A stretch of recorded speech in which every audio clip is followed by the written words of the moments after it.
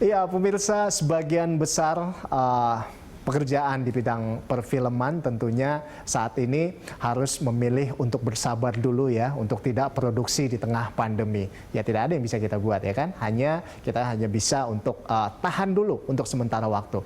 Namun sebagian dari mereka memilih untuk tetap produktif, memilih untuk tetap kreatif dan melakukan sesuatu. Ada yang membuat kreasi-kreasi baru, ada juga yang memilih untuk tetap cari-cari ide yang segar, ada juga yang membuat pelatihan film, dan juga ada yang tetap akan membuat film tapi dengan cara yang unik. Ya, langsung saja yang pertama kita akan menyapa, ini adalah seorang sutradara dan juga pendiri dari V-Cinema, Angga Sasongko. Apa kabar Mas Angga? Halo Rolando, kabar baik. Terima kasih. Apa kabar? Kabar baik, puji Tuhan. Mas Angga, nah ini kan biasanya kan Mas Angga bersama dengan V-Cinema ini produksi film. Nah sekarang di tengah pandemi seperti ini, tapi biasanya produksi film itu dalam setahun ada berapa film, Mas? Kita dalam setahun kira-kira merilis dan memproduksi 5-6 film. Ini di luar series, di luar dokumenter. Mungkin kalau satu tahun kira-kira kita bisa sampai 12-15 produksi. Tapi di tengah pandemi, sekarang ini lagi lucu-lucunya ini, lagi ngeri-ngeri sedap, ini nggak produksi, ya kan? Mau nggak mau nggak produksi. Nah ini bagaimana Mas menghadapi hal ini? Jadi kalau di V-Cinema kita bikin assessment, kita ada 2 cluster gitu ya. Cluster pertama adalah cluster kreatif. Kalau cluster kreatif sebenarnya yang kita lakukan, kita ada di development mode. Jadi mode development, di mana film-film yang kita mau garap sampai 2022, skenarionya, konsepnya, Bible-nya sedang kita kerjakan sekarang untuk bisa membuat tim kreatifnya tetap produktif. Sekaligus menciptakan IP-IP baru. So far kita lagi kerjain 3 new IPs, yang mana ini hasil dari work from home gitu. Sementara kalau di cluster business development, hari ini kita sedang ekspansi ke digital. Kita lagi menggarap 2 platform baru. Yang satu adalah platform streaming menonton, yang akan memberikan penonton Indonesia pengalaman baru dalam menonton film-film Indonesia terbaik. Yang kedua, kita akan meluncurkan e-learning platform dari program V-Cinema Campus yang kita punya sejak 2018, karena V-Cinema Campus ini tadinya offline, lalu sekarang perpustakaannya dan ruang publiknya tidak bisa dipakai karena pandemi, jadi kita memutuskan untuk mencoba V-Cinema Campus menjadi goes online, tapi dengan brand baru namanya V-Campus. Jadi tidak hanya berkaitan sama training atau belajar tentang filmmaking, tapi akan lebih luas lagi. Akan ada penulisan, akan ada entrepreneurship, leadership, strategi, dan macam-macam. Iya. Jadi sekarang memang tetap tim kreatif tetap kerja ya, tetap cari ide-ide baru seperti itu, sekalipun mungkin eksekusinya masih nanti gitu, mungkin tahun depan. Ya. Nah, tadi sempat disinggung soal V-Campus e-learning. Nah, ini jadi itu gimana sih konsepnya sebetulnya, Mas? Itu apa ya, pembelajaran online atau seperti apa sebetulnya itu, Mas? Kita bilangnya ini pembelajaran online yang akan membuat para user bisa belajar langsung dari orang-orang terbaik di bidangnya masing-masing. Oh, ada gitu. Siapa aja? Jadi akan di batch pertamanya, di 6 bulan pertama kita akan ada 38 maestro, kita bilang ya, dari berbagai bidang ilmu atau pengalaman, yang akan berbagi pengalaman dan ilmunya untuk user bisa belajar langsung dari mereka. Gitu, kayak misalnya di bidang penulisan akan ada Marcella FP, penulis Nanti Kita Cerita Tentang Hari Ini. Terus di fashion akan ada Didit Maulana, dan branding, fashion dan branding. Lalu kemudian ada Muhammad Aga, juara barista nasional untuk belajar tentang jadi barista. Ada pakar branding Handoko Hendroyono. untuk belajar soal branding dan digital marketing dan segala macam. Jadi ini sebetulnya nggak cuma ngomongin perfilman seperti itu, tapi lebih ke kreatif industri gitu ya secara keseluruhan. Mas Angga, kita masih mau ngobrol lagi, usai jeda kita akan balik lagi. Ya pemirsa, tetap bersama kami di People and Inspiration, kami akan kembali masih dengan Angga Sasongko. Ya, pemirsa, kembali lagi di People and Inspiration dan masih dengan Angga Sasongko. Ya, Mas Angga, jadi kan tadi kita sudah ngomongin tentang tetap bikin ide, tetap cari ide, tetap kreatif gitu, tim kreatif tetap kerja gitu, dan juga kita ngomongin tadi soal V-Campus, ya kan, di mana kita ternyata masih bisa juga belajar secara online dari V-Cinema sendiri, dan juga nggak cuma ngomongin perfilman ternyata, tapi lebih ke kreatif industri gitu, lebih secara keseluruhan. Nah, selanjutnya ini kita ngomongin soal sisi sosialnya Mas Angga nih. Nah, ini saya dengar ini memang ya di industri perfilman kan memang ada banyak juga yang terdampak seperti itu, kayak misalnya kru pekerja lepas gitu segala macam. Nah, ini saya dengar Anda juga lakukan sesuatu buat teman-teman yang terdampak, terutama di dunia perfilman, kru. Seperti apa? Ya, berangkat dari kesadaran bahwa ketika pandemi ini sangat berbeda dengan bencana alam misalnya. Kalau bencana alam itu kan located. Jadi ada sebagian orang yang terdampak, tapi ada banyak orang yang masih punya resources untuk membantu yang terdampak. Tapi kalau pandemi ini mungkin hampir semua dari kita sama-sama vulnerable. Walaupun kita menghadapi difficulties masing-masing tentunya ya, maksudnya dengan challenge yang kita punya masing-masing. Nah, dengan kesadaran itu, V-Cinema juga tahu, V-Cinema juga menghargai bahwa yang membangun V-Cinema selama 12 tahun ini bukan hanya orang-orang yang bekerja secara in-house di kantor atau karyawan tetap kami, tapi juga filmmaker dan pekerja-pekerja lepas yang kerap ada dalam produksi-produksi film kami. Setelah kami bikin assessment, ada sekitar 80-an orang yang kerap ada dalam film-film kami. Nah, dari situ kami membuat sebuah plan atau membuat sebuah paket bantuan, istilahnya kita bilangnya proportional income support. Bahwa kita sadar ketika pandemi yang paling terkena secara langsung adalah pendapatan. Dan kalau orang nggak punya pendapatan, selain dia nggak punya resource untuk livelihood, juga dignity kan gitu ya. Maksudnya ini soal kemanusiaan gitu. Sehingga kita melihat, kita menilai, dan kemudian kita membuat sebuah fund, di mana fund tersebut bisa diakses oleh para freelance yang ada dalam jangkauan kami untuk dalam bentuk loan, soft loan. Jadi mereka bisa ambil, mereka bisa mengajukan pinjaman tanpa bunga dengan tenor pengembalian 12 sampai 24 bulan dengan pemahaman bahwa mungkin pandemi ini akan 6 bulan, sehingga mereka perlu bekerja 6 bulan lagi untuk back to normalnya mereka, lalu dalam bulan ke-12 sampai 24 mereka akan mulai menyicil tapi tanpa bunga. Jadi so far responnya gimana nih Mas ketika Anda memutuskan untuk melakukan hal ini? Bagaimana tanggapan mereka? Emosional ya, maksudnya dalam arti ini juga pengalaman, maksudnya saya nggak pernah punya, kita semua, Rolando, saya nggak pernah menghadapi situasi seperti pandemi COVID nggak gitu. ada yang mau kayak gini. Kita terakhir, peradaban kita mungkin ngerasain terakhir itu 100 tahun yang lalu waktu Spanish flu. Nah, sehingga kita semua belajar ya, maksudnya saya sebagai manusia juga belajar, tapi juga sebagai pemimpin dari sebuah organisasi atau kelompok usaha juga saya belajar, di mana ternyata yang paling penting dari saat-saat seperti ini adalah membuat strategi yang mengedepankan manusia. Jadi di V-Cinema kita bilangnya strategi namanya people first. Jadi kita tahu juga di kreatif industri di Indonesia, Mas Angga juga salah satu yang memang vokal juga terhadap kemanusiaan seperti itu.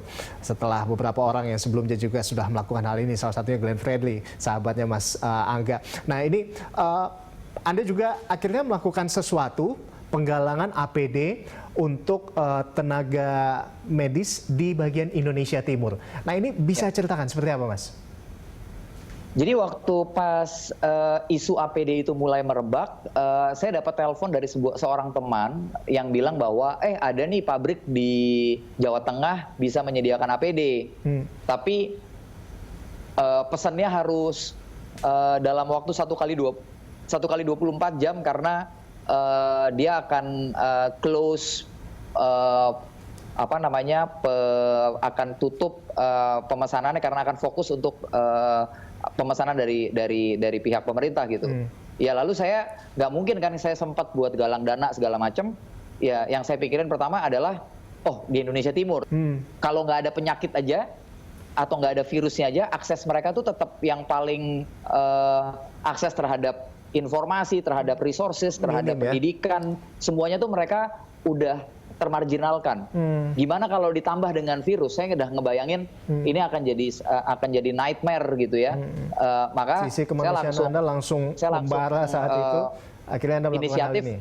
untuk pesan langsung malam itu juga, dan saya bekerja sama dengan dari Nakes Untuk Kita, sebuah lembaga non-profit yang membantu saya untuk menyalurkan ini ke 30 titik di Indonesia Timur. Mas Angga, ini yang terakhir ini saya mau tanya nih, apa pesan dari Mas Angga kepada teman-teman yang saat ini bergerak di industri kreatif, ya, di film juga, apa pesannya agar mereka tetap semangat, Mas, menghadapi pandemi ini?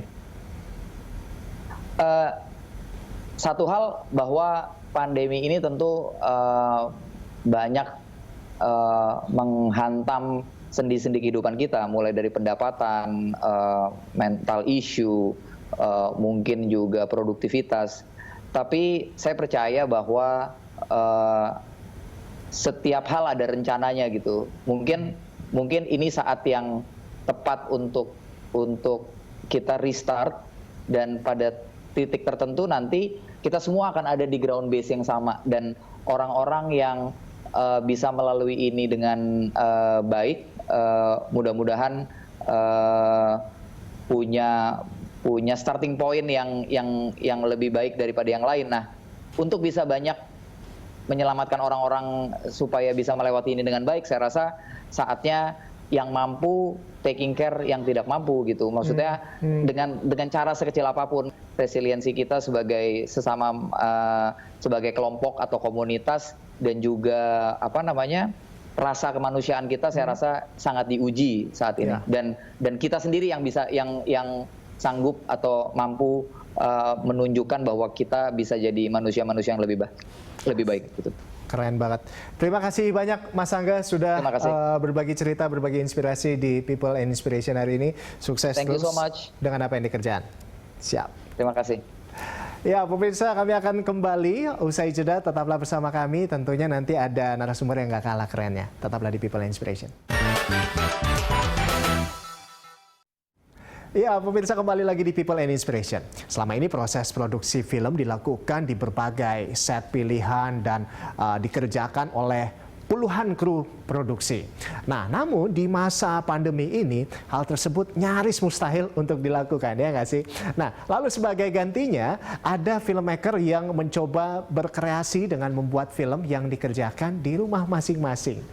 Ini agak-agak aneh ya, tapi seru sepertinya. Nah, Anda penasaran seperti apa filmnya? Kita langsung temui inisiatornya, ini Mas Ari Oramahi. Iya, Mas Ari Oramahi, apa kabar Mas Ari? Alhamdulillah baik Mas Rolando. Apa kabar Mas? Ya, baik, luar biasa. Mas Ari, ini kan Anda salah satu penggagas, inisiator dari film dari rumah ya, bikin film dari rumah. Nah, ini gimana ceritanya Mas Ari ini, idenya? Oke, film rumah ini sebenarnya inisiatornya dari penulis naskahnya, itu namanya temen gue, namanya Bie.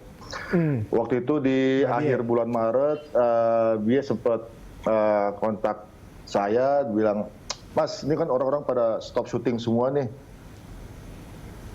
Kita gimana caranya biar tetap syuting, Mas, katanya. Ya udah, yuk kita coba, karena kebetulan Bie ini emang scriptwriter.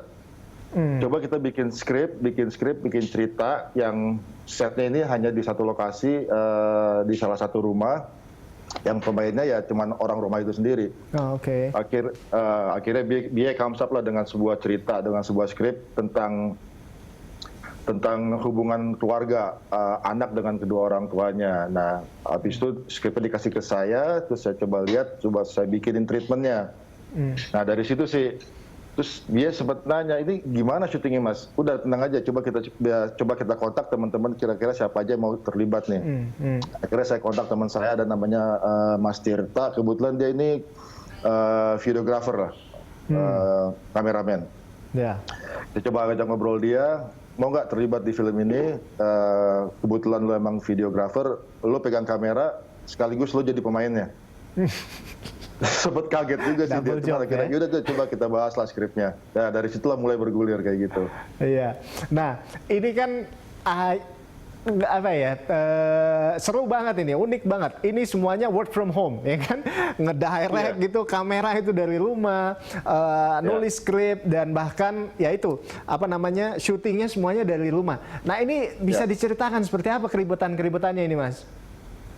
Yes. Cukup menantang sih, emang lumayan ribet karena pada saat waktu kita mulai coba udah selesai dengan ceritanya, kita lanjut bicara mengenai teknis produksinya gimana nih. Teknisnya. Ya udah, awalnya memang kepikiran kita syuting pakai handphone, cuman saya bilang karena kebetulan Tirta ini adalah kameramen dan videographer juga, ya udah kenapa nggak pakai kamera yang proper aja.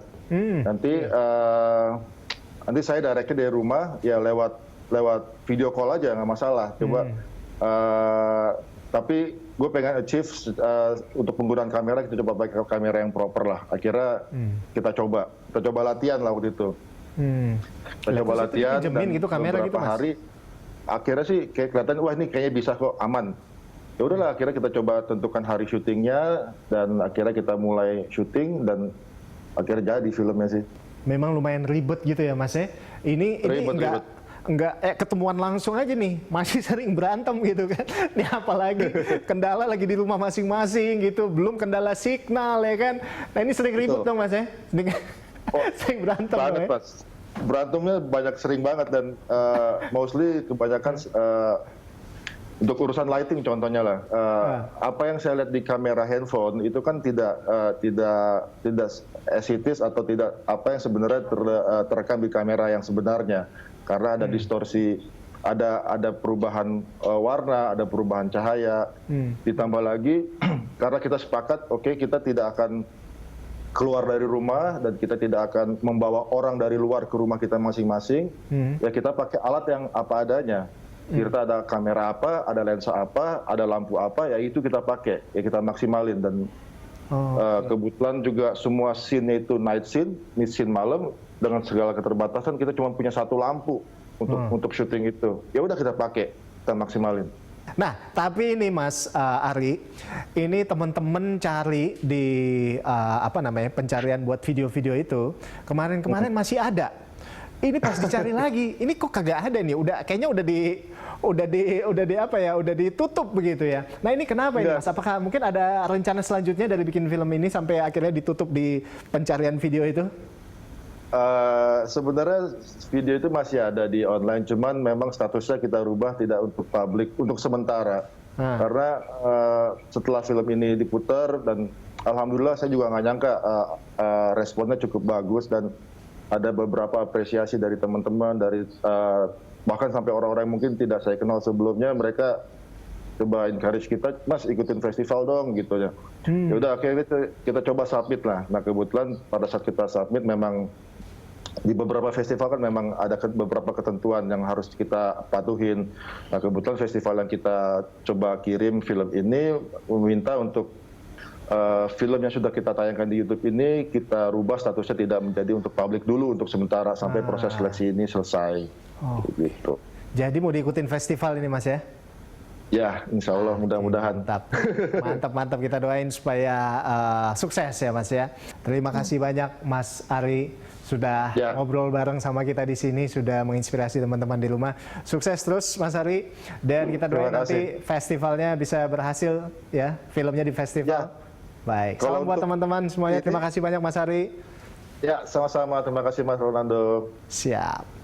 Ya, itu dia tadi pemirsa narasumber saya, ada 2 narasumber saya yang mereka sadar bahwa ini adalah pandemi gitu, nggak ada satu orang pun di dunia ini yang ingin pandemi ini terjadi gitu. Tapi mereka juga sadar bahwa mereka nggak bisa untuk tinggal diam, mereka harus tetap bergerak dan hebatnya mereka memilih untuk kreatif daripada diam. Terima kasih pemirsa sudah bersama kami di People and Inspiration. Kita jumpa lagi di episode berikutnya. Saya Rolando Sambuaga, sampai jumpa.